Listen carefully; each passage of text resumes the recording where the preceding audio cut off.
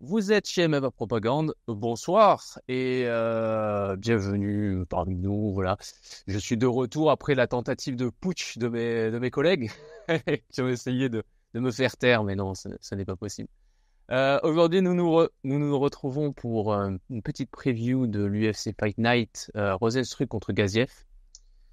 Bon, alors c'est pas une carte qui paraît incroyable pour les gens qui sont pas spécialement des connaisseurs, mais vous allez voir et nous allons voir ensemble qu'il y a quand même des combats qui sont intéressants. Aujourd'hui, je suis comme d'habitude avec mes acolytes Shadowski et Mystic Matt. Comment ça va, les gars? Ça va très bien, comme d'hab.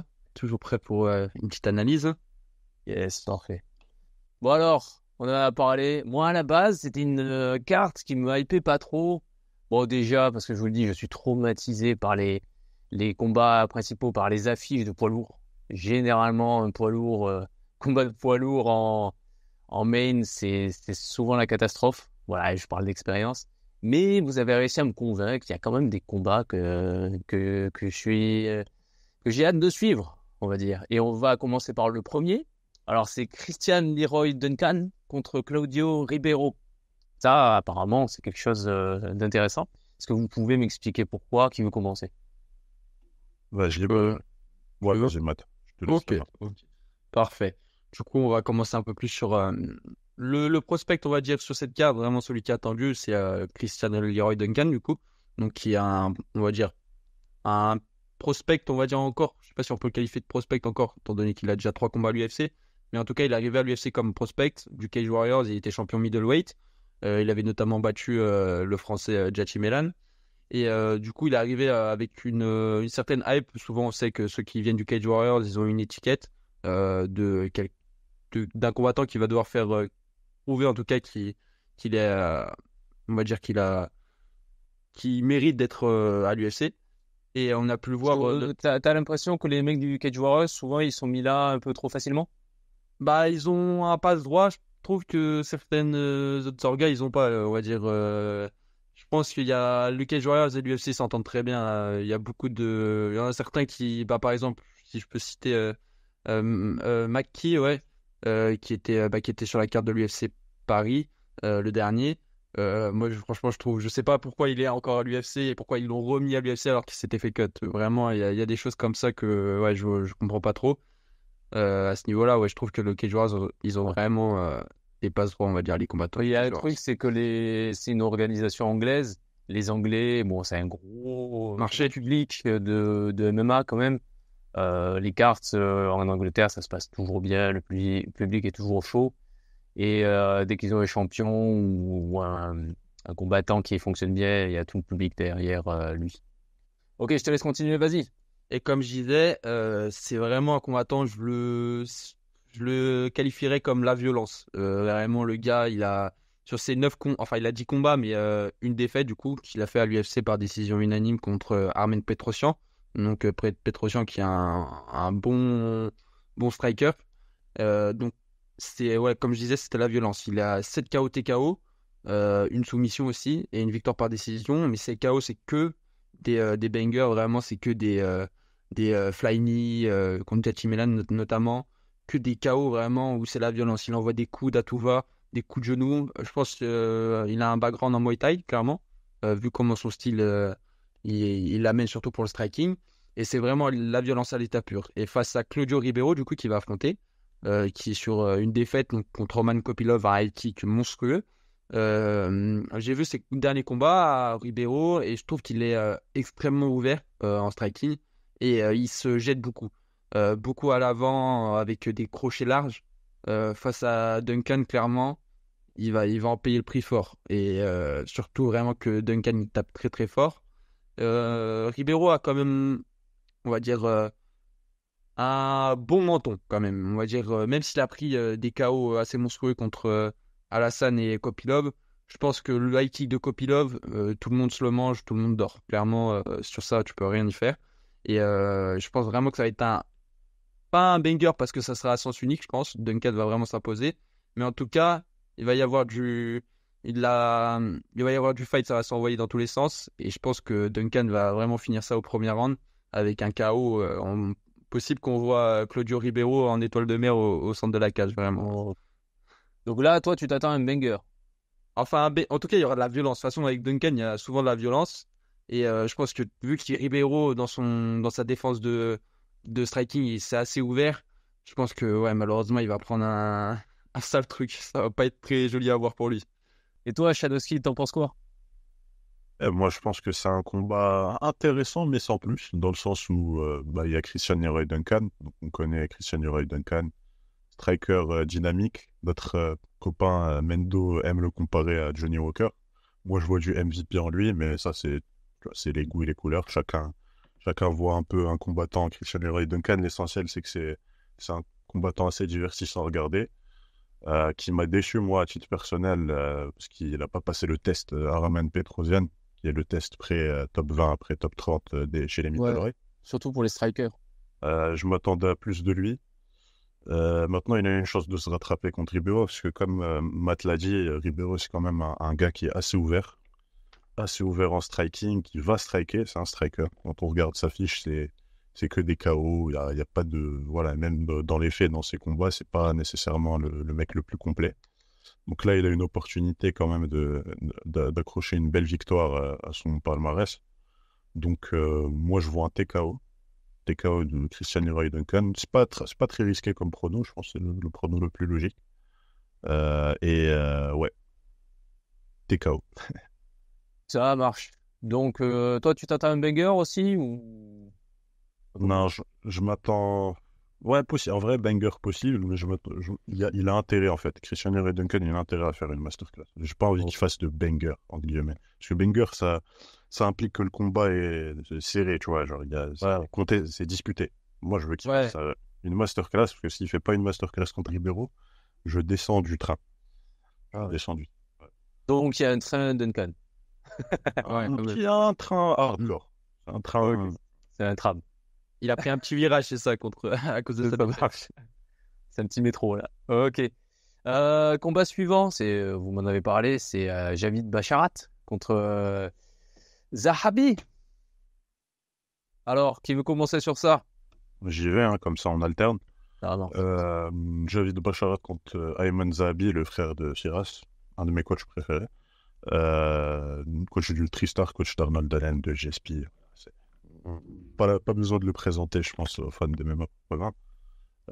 Moi, dans ce combat, c'est assez clair. Je vois Javid Basharat gagner. Il y a une différence de talent assez flagrante, même si Ayman Zahabi revient bien ces dernières années. Je pense qu'il est sur 3 victoires d'affilée. Maintenant, les 3 victoires d'affilée, c'était contre une opposition quand même assez faible. Aurich Wilang, Ricky Turcios. Tout le monde ici sait qu'il est quand même assez faible. Éclaté. Même si c'est un lauréat du TUF, il a gagné le TUF. C'est dire à quel point le TUF est devenu nul. Je disais ça pour le combat avec Rosas. Je disais que c'était quand même un bon travail de son management d'avoir choisi Turcios comme adversaire. Parce que pour moi, dans la KT, comme il a 2-1, il a 2 victoires et une défaite. Mais c'est le 2-1 le plus éclaté que j'ai. Mais il a un vol. Ouais, c'est scandaleux. Mais même son style, pas dangereux du tout. Je te laisse continuer. C'est ça, donc tu as Zahabi qui est 3 victoires, mais 3 victoires de basse qualité. Et tu as Basharat qui est le gros prospect de la KT, encore plus que son frère. Enfin, pas le gros. Oumar est le gros prospect de la KT, mais le tiers en dessous, tu as Basharat. Basharat, c'est quand même un assez gros prospect, Javid.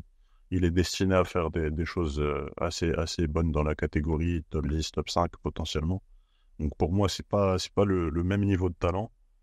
Maintenant, stylistiquement, si je voulais prendre un risque, comme je l'ai fait ces dernières cartes, j'aurais mis Basharat TKO. Mais je vais la jouer safe. Je vais dire Basharat décision. Je le vois 30-27 contrôler le combat, tu vois, avec ses petits kicks, ses jabs, ne pas se faire toucher. Il bouge bien, très bon défensivement. Bon mouvement de tête, bon mouvement latéraux pour échapper au takedown. Et même quand son adversaire le chope contre la cage et tente de le takedown, il a quand même une assez bonne défense de lutte. C'est un mec très complet, donc je pense pas que Ayman Zahabi va l'inquiéter. Il va falloir attendre encore un niveau d'opposition supérieur. Et je pense même que à l'heure où on parle, il a affronté des gars plus forts que Zahabi à l'UFC. Il faudrait que je vérifie sa fiche, mais il a affronté des gars plus forts que Zahabi. Donc ça va être décision pour moi. eu Travis Jones, il y a eu Gravely et Mendonça.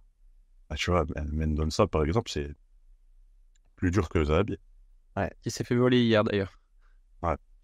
Et par contre, Basharat, donc Javin, c'est un technicien. Hein. Pour moi, il est assez complet, il a des facilités. Hein. Mais c'est pas un énorme finisseur depuis qu'il est arrivé à l'UFC. Ses seules victoires, ses 3 victoires, sont des décisions. Des Ouais, décisions et, claires et nettes, des dominations, mais c'est des décisions. il a une soumission en teuf. Oui. Je sais pas si ça compte. Ouais, Au c'est au Contender Contender. Series. Contender Series. Moi, je les compte jamais, ces trucs-là, je les compte pas tout à fait à l'UFC. Mais ouais, je vois. Mystic Matt, y a un truc à rajouter? Bah, en vrai, tout ce qu'a dit Shadowski, je suis d'accord avec. Il a fait une analyse assez complète du combat. Vraiment, on va dire que l'opposition qu'a pu avoir Zahabi était plus que discutable. Aussi, il combat très peu. Il combat quasiment une fois tous les ans. Donc, en termes de rythme, c'est pas incroyable. Et Basharat, ouais, c'est vraiment un bon gros prospect qui est très, très, très, très complet. Très bonne défense de lutte, très bon en striking, un technicien comme vous avez pu le dire, et qui a eu une meilleure opposition. Il y a aussi son dernier combat contre Victor Henry où il dominait, mais Victor Henry a pris une porte de sortie sur un coup dans les parties, clairement. Et ouais, je le vois s'imposer clairement par décision unanime. Je le vois pas pareil comme Shadowski a pu le dire, pas finir, même s'il devrait. Mais je vois une décision unanime et ça va être, c'est toujours assez sympa à voir combattre. C'est assez technique, donc c'est vraiment pas un combat à rater. Et puis je pense il va prouver que c'est vraiment un des futurs de la KT. Ouais. Donc voilà, c'est pour ça que vous m'avez conseillé le combat. C'est Basharat qu'on attend comme le futur, qu'on attend comme futur contender possiblement. Et ouais, j'espère que ça va donner quelque chose. Alors ensuite, normalement, il y avait le combat de Yanis Gemouri que nous soutenons chez MMA Propagande. Et donc vous pouvez retrouver une interview d'ailleurs sur notre chaîne. Mais apparemment, ça serait annulé. Voilà, il y a quelque chose. Donc on va pas parler de ce combat aujourd'hui. Et je pense qu'on en apprendra plus sur les réseaux dans pas mal de temps. Parce que là, c'est un peu trop tôt pour nous. Le combat suivant, bon, celui-là, par contre, je sais très bien que ça attire le monde. Je sais très bien que ça va rendre curieux beaucoup de gens et que beaucoup de gens le suivent. C'est Oumar Nurmagomedov contre Beksat Almakhan. Donc Nurmagomedov, rien que le nom, ça fait se déplacer les gens, ça fait se lever des fans, hein, des fanboys, des fanboys énervés, disons-le. Et a raison. J'aime bien rager contre ces gens-là. J'aime bien énerver Mounir notamment. Mais donc Mounir, notre pote fan des Dagestanais. Mais voilà, Oumar, il faut reconnaître quand même qu'il y a un talent particulier. Évidemment, c'est un énorme prospect. Plus qu'un prospect maintenant, je pense. Ça va arriver vraiment. Ouais, ça va monter très vite. Et donc Oumar, c'est 4 victoires. Bon, c'est déjà 16 victoires et 0 défaite, mais à l'UFC, c'est 4 victoires et 3 finishes. 3 finishes, ça n'a jamais dépassé le round 2 sur les finishes. Et une décision contre Nate Maness. Qui veut me parler de ça en premier? Moi, je veux bien y aller. Ok, vas-y. Déjà, pour commencer, je pense que beaucoup de gens vont négliger Al-Makhan, l'adversaire de Oumar, mais il faut savoir que ce gars-là est numéro 1 bantamweight en Asie centrale et donc au Kazakhstan. Et on sait que c'est pas des contrées là où les combattants sont mauvais. Donc ça, c'est quand même quelque chose à souligner. J'ai pu voir quelques highlights de Al-Makhan. Franchement, j'ai trouvé très bon. Il a de la dynamite dans les mains, il bouge bien, hein, complet. Bon takedown, bon ground and pound, très complet, franchement. Il est en 17-1, moi ça m'étonne pas du tout quand je vois ses combats. Maintenant, le problème que j'ai, c'est que c'est dans des petites orgas. Vraiment des orgas, ils combattent dans des gymnases, quoi. C'est même pas des arènes, souvent. Ces combats, quand tu regardes ces combats, c'est dans des gymnases. J'ai même vu un combat, l'octogone avait des tapis, tu vois, 3 tapis de salon. J'avais envoyé dans les groupes, là on est. Donc ça c'est C'était incroyable d'ailleurs, hein. Ceux qui n'ont pas ouais. vu la vidéo, c'est assez drôle. Donc il combat dans des orgas un peu garage entre guillemets. Donc ça c'est un point quand même à souligner. Sinon c'est un très bon combattant, rien à redire, et il n'est pas numéro 1 d'Asie centrale pour rien. Donc moi ce combat-là, ce que je vois c'est des alertes côté Ousmane au premier round. Je pense qu'Al-Makhan il aura ses moments au premier round, potentiellement début du deuxième. Maintenant je vois quand même Oumar prendre le dessus à partir du deuxième, même avoir ses moments lui aussi au premier, bien contrôler ça, jab, kick. Ils vont échanger beaucoup de kicks. Les deux sont de bons kickers. Al-Makhan a un bon 1-2. Il a éteint beaucoup d'adversaires comme ça, sur un 1-2 jab gauche, overhand ou cross droit. Tu peux nous dire vite fait ce que c'est son style? Son style, c'est un striker principalement, Ouais. mais qui peut lutter, qui peut grappler, qui a un très bon ground and pound. Franchement, pour moi, il est comme Oumar, quoi. C'est deux combattants complets, mais Oumar, il est plus smooth, il est plus propre, plus élégant. Et il y a du KO Power d'un côté ou de l'autre? Il y a du KO power des deux côtés, mais plus côté Al-Makhan. Après, c'est difficile de répondre à ce genre de questions, parce que l'opposition, elle est pas là côté Al-Makhan. Ouais, Enfin, en vrai, elle est là quand tu vois les records, mais c'est pas des records, c'est pas des bilans incroyables. C'est des 13-5, des 18-7. Tu vois, ça va, c'est potable, mais c'est pas incroyable. Donc mon prono, ça va être mon premier prono risqué de la soirée, donc c'est Oumar par soumission. Fin deuxième, début troisième. Je vois, tu vois, Al-Makhan, il va avoir ses moments, premier, deuxième round, en striking, pas au sol. Mais Oumar va quand même contrôler ça. Il va lui jabber le visage, il va kicker c'est le kick à 3 niveaux, low kick, middle kick, high kick. Et il va trouver une ouverture à un moment. Al-Makhan va spinner, il va offrir son dos à Ousmane, et Ousmane va saisir l'opportunité, il va grimper direct en mode sac à dos, il va lui placer un étranglement arrière. Voilà. À fin du deuxième, début troisième, ça c'est si on veut vraiment rentrer dans les détails, c'est mon prono.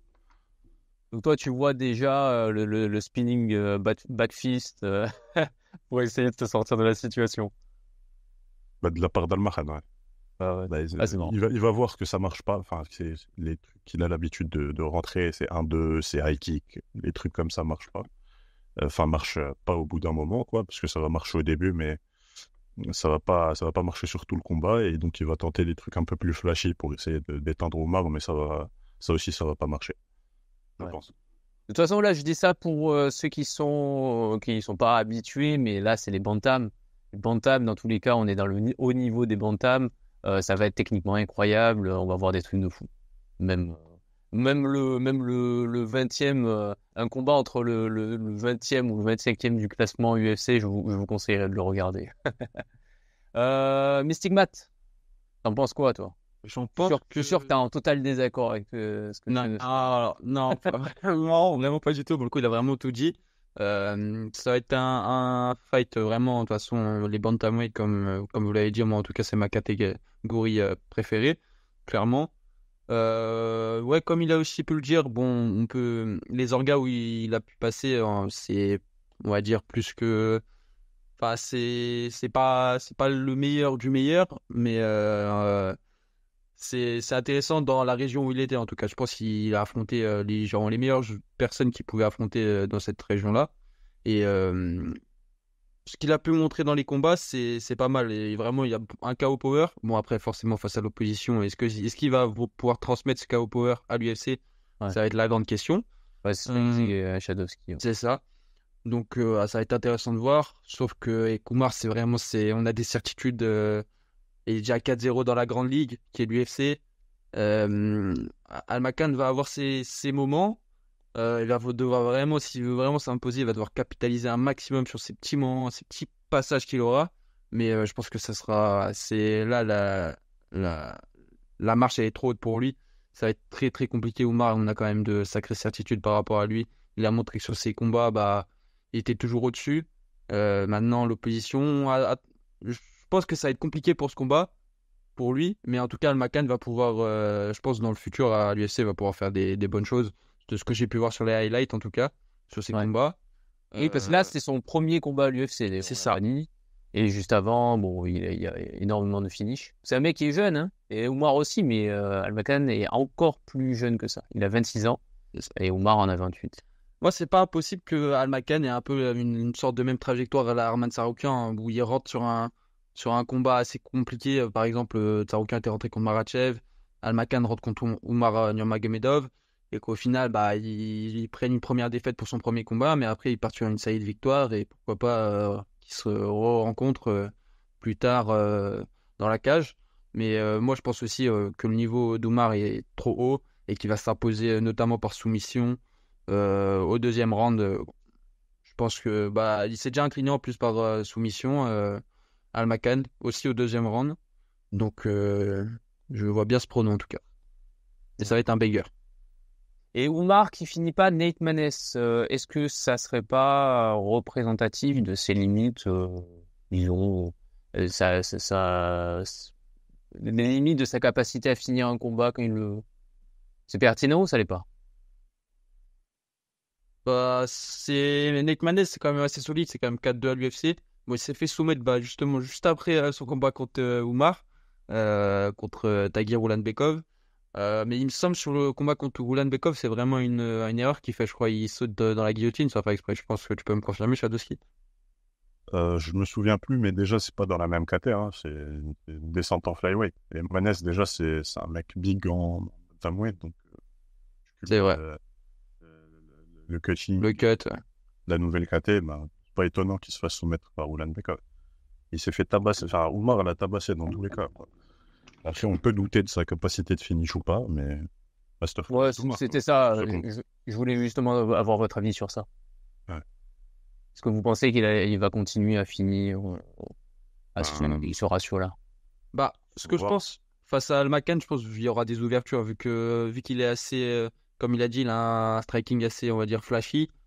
C'est pas impossible que quand tu tentes des choses, bah, à un moment, tu fasses une erreur de placement et faire une erreur face à Oumar, euh, tu vas le payer cash. Je pense, Manet, ça prend, il a pas trop pris de risques, on va dire. Il était surtout sur la défense, pas se faire soumettre ou prendre de KO TKO.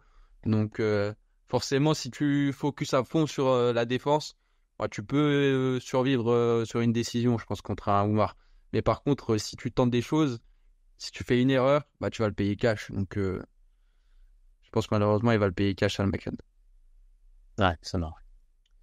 Bon, bah, c'était tout pour ce combat. Je pense qu'il n'y a rien d'autre à rajouter. Donc, ouais, vous voyez Oumar s'imposer. Je pense que ça va être le cas de beaucoup de gens. Mais effectivement, il se pourrait que Al-Makan soit un peu passe sous le radar. Il pourrait Pour moi, si je peux rajouter un truc, c'est le meilleur combat de la carte. Ouais, d'accord. Ouais, c'est le meilleur. C'est le combat, le main event. Qui me hype, ouais, aussi. Bah, moi, je préférerais ça en main event que le combat de poids lourd. Je vous le dis. Je suis un rageux des poids lourds. Ok, combat suivant dont on va parler. Bon, on va nous dire encore qu'on fait une fixation sur les noms en F. On va nous le dire. Et c'est peut-être vrai. Parce que on va parler de Mokaev. Mokaev, donc Muhammad Mokaev qui va affronter Alex Perez. Mokaev qui est un bon prospect de la catégorie flyweight. Qui est à 10-0 et qui a beaucoup de hype derrière lui. Peut-être un peu moins maintenant parce que son entrée à l'UFC était moins spectaculaire que ce qu'on attendait, même si ça va quand même. Mais surtout parce qu'il est très jeune. Il a 23 ans. Et il a beaucoup parlé. Son but, c'était d'être le champion UFC plus jeune de l'histoire de l'UFC, donc plus jeune que John Jones, qu'il était à 24 ans, si je ne dis pas de bêtises. Et ça va être compliqué. Donc, c'est à qui d'en parler en premier? Ah, c'est moi, c'est Mokaev, c'est mon gars, c'est mon gars. Ah ouais, toi, ça fait longtemps que tu le suis, ça fait longtemps. Bah ouais, on va dire qu'il y a beaucoup de combats où on a failli passer une petite clim, mais en tout cas, à chaque fois, il en est sorti vainqueur. C'est, on va dire, sa marque de fabrique, on va dire, à chaque fois, on va dire, dans les combats, il se fait un peu dominer, mais il ressort toujours des situations, vraiment, des fois, il est bloqué dans des situations, on se rappelle notamment de l'extension de genou, où honnêtement, je sais pas comment il a fait. Déjà ça, c'était contre Malcolm Gordon, non, si j'ai pas de bêtises. Donc, vraiment, le genou, il part à l'inverse. Je sais pas comment il a fait pour pas taper, honnêtement. C'était assez incroyable. Pour revenir aussi un peu sur son parcours, bon, c'est un monstre déjà en amateur, invaincu, il me semble, en amateur. Et son entrée à l'UFC, son premier combat, c'était soumission en 1 minute, clairement. Donc c'était assez impressionnant. Après, il a eu beaucoup de mal. Il a fait une décision unanime contre Charles Johnson où c'était pas fameux. On a commencé un peu à redescendre. Contre Gordon, il faisait dominer. Et au final, il sort une soumission de folie. Et bon, notamment, son background en lutte libre, il me semble que c'est la lutte libre qu'il fait. Clairement, lui a clairement servi sur la plupart de ses combats où des fois il a un peu de mal. Moi, j'ai noté 2 choses sur ce combat. C'est premièrement le mental de Mokaev. Ouais, ça fait C'est sérieux, hein. Le mental, c'est très très sérieux. Le mec, il se faisait vraiment, il avait plus de sorties là. Il s'est fait éclater la jambe. Il n'a pas hésité une seule seconde. Il voulait continuer. Il est allé chercher le finish. Et ça c'est une bonne augure pour moi. Ça, c'est très bien. Par contre, j'ai remarqué aussi autre chose qui m'a un peu surpris sur ce combat-là et sur les autres, c'est que j'ai trouvé Mokaev pas très rapide pour un flyweight. Je sais pas si ça vous fait cet effet-là, mais moi, quand je regarde le haut niveau, on va dire le top 5 de l'AKT, j'ai l'impression qu'ils sont toujours en vitesse x2. L'AKT, tu regardes Moreno, tu regardes Pantoja, tu regardes n'importe qui, tu as l'impression qu'ils sont vraiment en accéléré, c'est trop rapide. Et ils sortent des trucs dans tous les sens, ça strike, ça change de niveau, ça sort des trucs, enfin, c'est dur à comprendre tellement c'est bien. Et là, je trouvais que ça ressemblait plus à un combat de bantam ou de featherweight. J'avais l'impression que la vitesse n'était pas la même. T'en penses quoi? Moi, je suis tout à fait d'accord avec ce que tu as pu dire.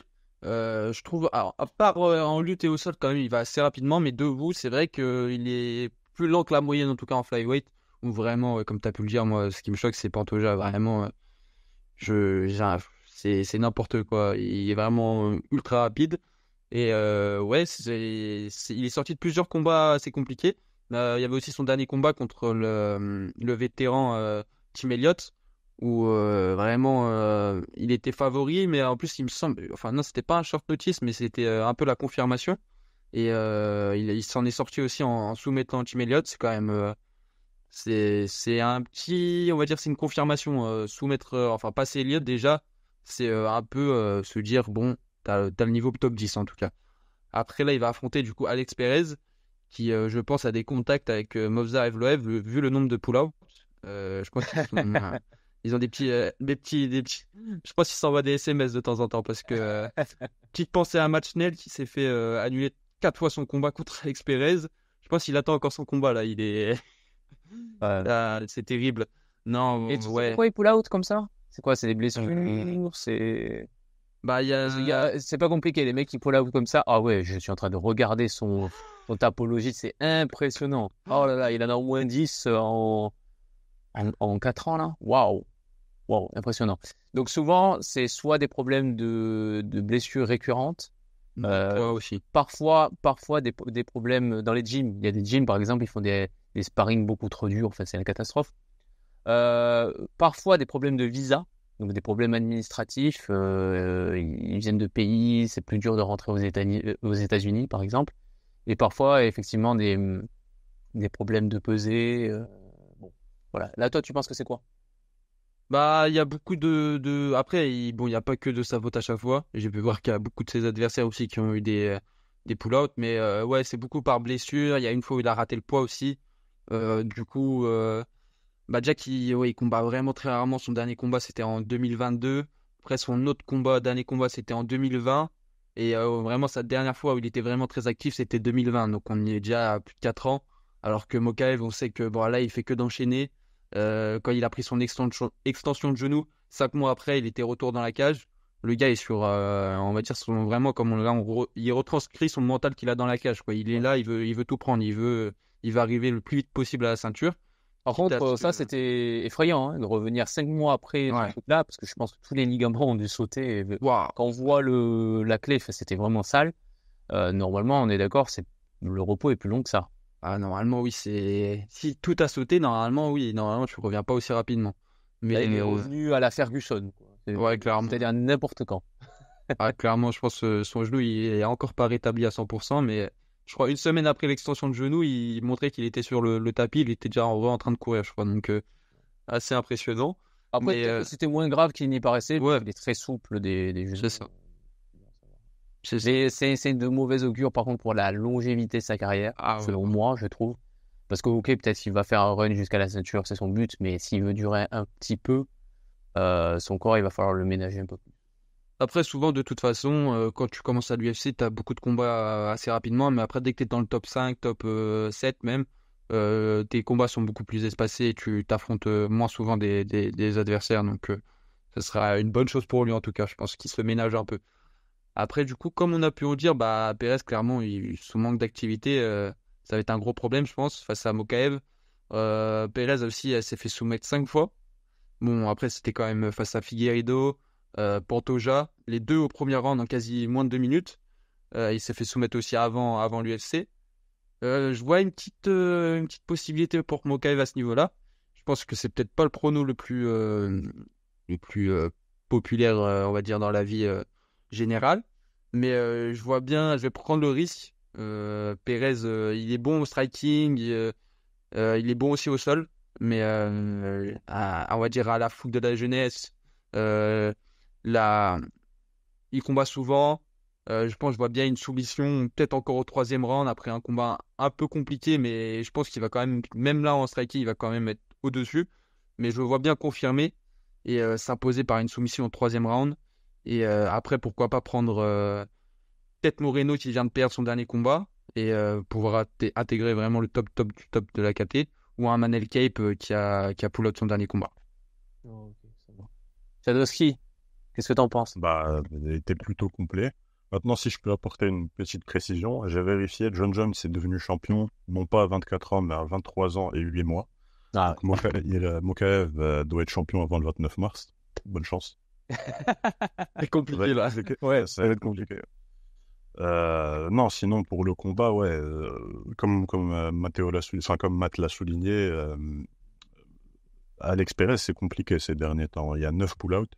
Alors, parfois c'est pas de sa faute, parfois c'est la plupart du temps de mémoire, c'est soit lui, soit son adversaire rate la pesée, et celui qui n'a pas raté la pesée refuse de prendre le combat. Donc, il y a des problèmes au niveau de la pesée. Peut-être qu'il va la rater cette semaine aussi, ça m'étonnerait pas. Et sinon, il a 2 défaites quoi, depuis 2020, si je dis pas de bêtises. C'est ça. Donc c'est très compliqué pour lui, sa carrière. L'UFC a misé sur lui, il voulait qu'il soit le premier champion issu des Contender Series. Ça n'a pas marché, finalement ça a été à Jamal Hill puis O'Malley. Sinon au niveau du combat, bah, moi je vais pas faire comme Matt. L'avis populaire, contrairement à ce que Matt peut penser, c'est Mokaev soumission. Mais moi je Ah vais ouais? aller sur... Ouais, tu peux vérifier sur l'apologie et tout ça. Moi je vais aller sur Mokaev décision. Je pense que Alex Perez va gagner le premier round, parce qu'Alex Perez, malgré tout, tu vois, il a quand même quelques qualités, notamment ses low kicks. Je rappelle qu'il a stoppé Formiga sur ça. Je me rappelle encore du combat, c'était la carte DC Cormier, le dernier combat. Daniel Cormier, non, DC, n'importe quoi. Cormier, Miocic. Cormier contre Miocic 3. contre Formiga? Ouais, il a combattu contre Formiga sur cette carte. Je m'en souviens bien. Ouais, Moi, je vois. Il a combattu une fois ou deux fois? Une fois? Deux fois. Je pense qu'ils ont combattu 2 fois. Et La deuxième fois, sa dernière victoire. Nunez Spencer. Bon, c'est pas très important. Vas-y. La dernière fois? Ouais. Nunez Spencer? Ouais. Ah, donc ouais, c'était celle là où il y avait Garbrandt, Omané, tout ça. Ok, ouais, j'ai confondu. Mais c'était cette carte-là dont tu parles, elle a eu lieu genre 1 ou 2 mois avant Cormier et Miocic. C'est pour ça que j'ai mis. T'inquiète. Vas-y, continue. Mais comment ça s'appelle? Moi, je vois bien Perez gagner le premier round sur des low kicks, ses qualités, quoi. Je le vois bien emmener Mokaev au sol. Placer 2-3 coups en ground and pound, tout ça, juste sécuriser à peine le round. Ensuite, je vois Mokaev gagner le deuxième. Soumission possible au troisième. Possible, honnêtement, c'est la vie le plus populaire, mais moi je le vois. En vrai, tu sais quoi, Alex Perez, c'est un gros peureux. Genre, excusez-moi les fans d'Alex Perez si vous existez, mais quand il est dans une soumission, il tape trop facilement. C'est pas un teigneux, c'est pas le mec qui va rester c'est pas un Evloev, tu vois. C'est pas le mec qui va rester 6 ans dans une guillotine ou quoi. Donc moi je vois bien Mokaev choper une guillotine, genre au troisième, et Alex Perez tapait instant, tu vois, 2 secondes après. Ah ouais. Ah ouais, je vois ça, je vois. Je vois, donc moi, je vais dire soumission de Mokaev, et Mokaev en a besoin, parce que c'est, voilà, quoi, il lui faut des arguments pour aller chercher des contenders sérieux, tu vois, des top 3, des mecs qui vont l'amener vers la ceinture. Parce qu'il doit la choper avant mars, avant le 29 mars, je le rappelle. Donc, ouais, va lui falloir des arguments. Alors moi, j'ai une petite remarque à faire sur ça. On parle de l'état d'esprit et bon là, on va pas se mentir. Vu le nombre de pull-out et la dynamique de Perez, s'il perd ce combat-là, ça va être compliqué à l'UFC pour lui. Il risque assez fortement de se faire cut. Ouais, soit de se faire cut, soit d'être un gatekeeper top 5. Ouais, moi je pense même à se faire cut. Donc, j'ai remarqué un truc quand même, bon, on l'a tous remarqué, c'est que il y a des gens, il y a des combattants comme ça qui ont des problèmes de mental. Quand ils sont obligés, parce qu'ils vont perdre leur job, surtout que Pérez, il a 31 ans, donc c'est pas, on peut pas dire que c'est une fin de carrière et je passe à autre chose. Il y a des gens qui se trouvent vainqueurs au dernier moment, là, pile quand il faut, pour sauver les meubles. Est-ce que tu penses que ça pourrait arriver? Possible. Bah, je parierai pas là-dessus, mais c'est possible. Moi, pour moi, il va rentrer dans une soumission. Enfin, il va se faire guillotiner par Mokaev, il va taper. Je pense. Même si au début, tu sais, je me disais, ça va aller à la décision, parce que Mokaev, il va pas trouver l'opportunité parfaite. Mais là, je vois trop Alex Perez un peu abandonné au troisième. Je tentais un takedown un peu brouillon, avec la tête en dehors, tu vois, en dehors de la hanche droite de Mokaev et se faire guillotiner. Ça, je l'imagine trop dans ma tête. Enfin, maintenant, là, depuis qu'on enregistre. Mais avant, j'imaginais pas trop ce scénario, mais là, c'est... Ouais, je Là, vois bien. tu l'as vu en rêve, là. Ah ouais. Ok, ça marche. Ok. Alors, bah, c'est tout, je crois. Les combats là, vraiment les plus intéressants, c'était ceux-là. Moi, Ouais. Oui. si je peux me permettre, j'ai envie de SO un gars. C'est pas une propagande, parce qu'il est un peu vieux, mais j'ai envie d'amener l'attention vers un combattant. C'est Al Salwadi. Je l'avais vu au Contender Series contre le numéro 1 des lightweight anglais, George Hardwick. Il a fait très bonne impression, franchement, masterclass. 30-27, clair, le plus clair possible. Mm. Et Il a mis une 28 ans. clim. Il a mis une clim, oui, mais c'est Énorme. 28 ans pour un premier combat UFC, c'est Mm. mais il avait mis une énorme clim à tous les Anglais, enfin tous les gens du Royaume-Uni, hors Irlande, bien sûr. Et moi, j'ai bien envie de voir ce qu'il va donner contre Radzhabov. Parce que Radzhabov, on connaît, c'est pas un peintre. Il est finaliste du tournoi PFL. Il a fait 2-3 bons combats à l'UFC. Donc, moi, j'ai envie de voir ce qu'il donne, ce gars-là. Et ça pourrait être un banger, ce combat-là. Et moi, petit SO à Steve Serge. Ça va être contre Machnell, ça va être un beau combat. C'est à suivre aussi. C'est un petit, pas un prospect, mais il a pas la hype qu'il mérite en tout cas. Attention au menton, Machinel. Ouais, Ça peut aller vite. ça marche. Et moi, je voudrais petit SO à Shamil Gassiev contre Zestruik. Non, c'est pas vrai. Non, non, en vrai, sachez qu'il y a un combattant qui a fait peut-être le combat qui m'a le plus ennuyé de ma vie, c'est Eric Anders. J'ai un problème avec Eric Anders. Voilà, je suis en mode rageux en ce moment, je le dis. Non, non, je sais plus contre qui c'était, mais je me souviens, je regardais là, je regardais la vidéo et c'était dur. Voilà, c'était dur. J'ai regardé jusqu'au bout, mais j'ai souffert.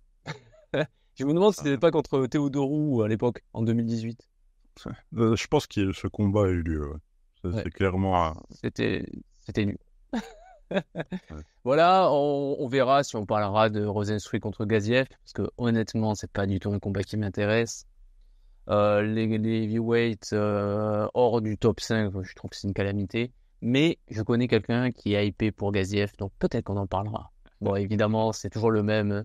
Pour être hypé pour Gaziev, il faut juste s'appeler Mounir, c'est tout. Et c'est tout. Et voilà, ben, on a fini pour ça. On se retrouve bientôt. Exactement. avec plaisir. Et je suis désolé, Mystic Matt, mais je garde ma couronne de pronostiqueur. Ah, j'ai quand même fait un 10 sur 12 à l'UFC Mexico, c'est pas mal. C'était pas mal, mais ça vaut pas le perfect. Ouais. Après, il a fallu que les 2 pronos que je foire, ça soit sur notre preview. Ouais, j'ai trop la mort, c'est terrible. Mais au moins, pas grave. SO à Falaziam aussi, qui a gagné. Ça fait plaisir. Ça fait plaisir pour la Il a France. pas eu le pour lui. TKO que j'ai pronostiqué. Ouais, ça aurait pu passer au premier round, mais bon. Ça aurait pu. Il m'a trahi. Et pour les combats, les pronos qui sont pas passés, on parlait évidemment de Ortega, de la victoire d'Ortega. Très beau combat d'ailleurs, ceux qui ont Incroyable. conseil d'aller voir. Et de la victoire de Royval contre Moreno. Exact. Malheureusement. Ouais. Allez, bon, ciao, à la prochaine. À la prochaine.